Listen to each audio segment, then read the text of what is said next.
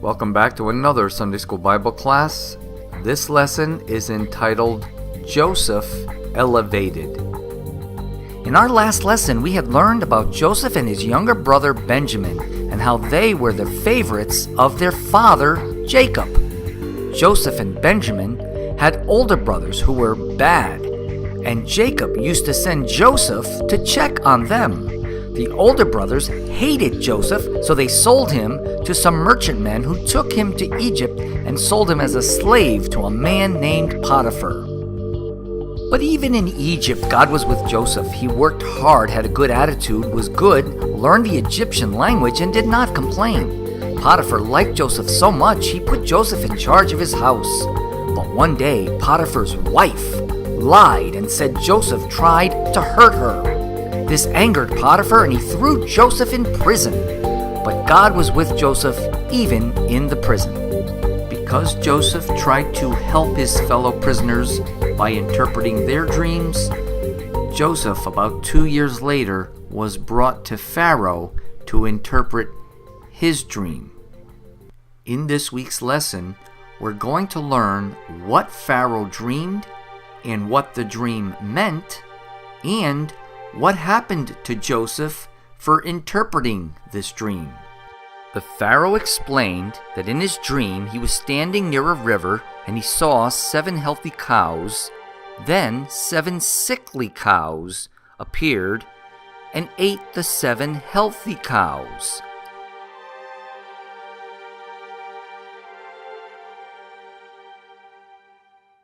Pharaoh said right after that he had another dream in which he saw 7 healthy ears of corn, and then 7 sickly ears of corn appeared, and the 7 sickly ears of corn ate the 7 healthy ears of corn. In both dreams, both the sickly cows and the sickly corn remained sickly, even after they had eaten the healthy cows and the healthy corn.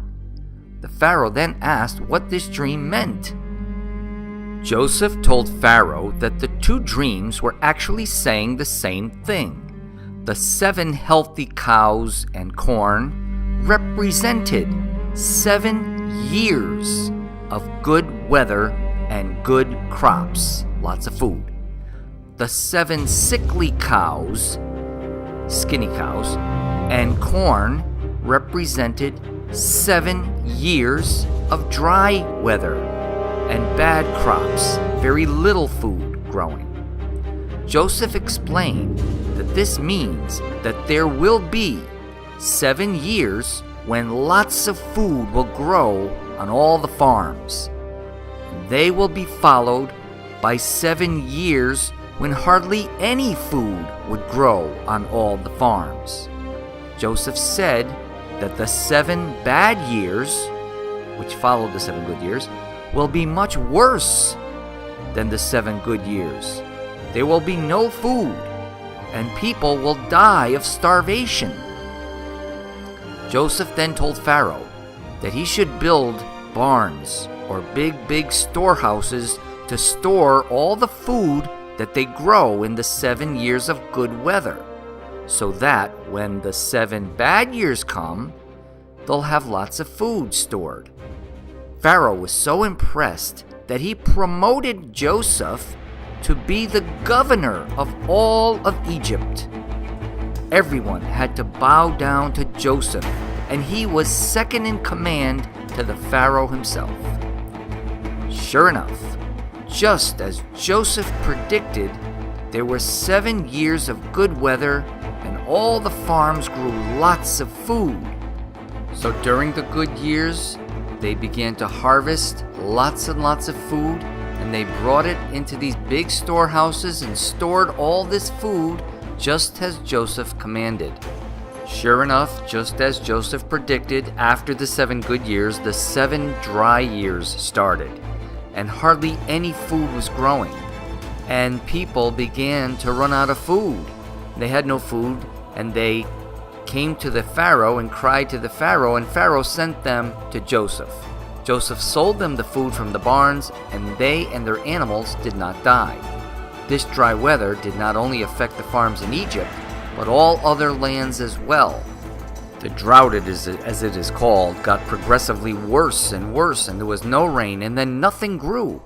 And the people from all the other countries heard that Egypt had food, so they traveled to Egypt to appear before Joseph the governor to ask permission to buy food.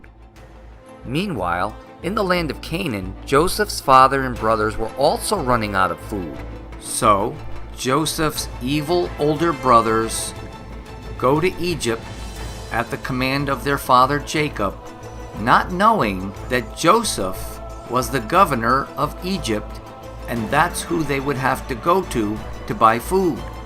God knew that they needed forgiveness, and Jacob, their father, needed joy. God was about to give it to them.